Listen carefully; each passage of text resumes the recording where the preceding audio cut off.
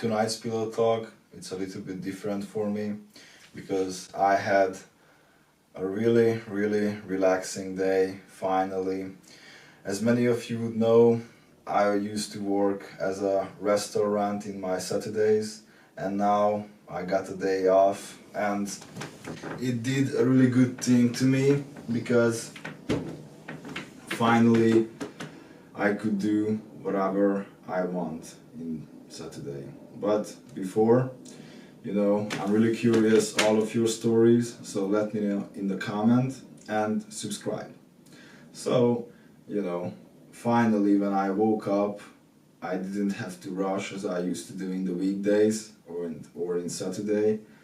and I could just do my morning routine so casually, and after I could go to the gym and had a good workout, and after I was shooting some videos and finally, and I will put up and you will see all of it, I could shoot some in the railway, some in the park, and I got a drink in the bench. So it was a really relaxing day, and I could enjoy the sun because it's summer, and it's more enjoyable to be in the sun and not in the next to the oven and doing the pizza and cooking the pizzas and making the orders.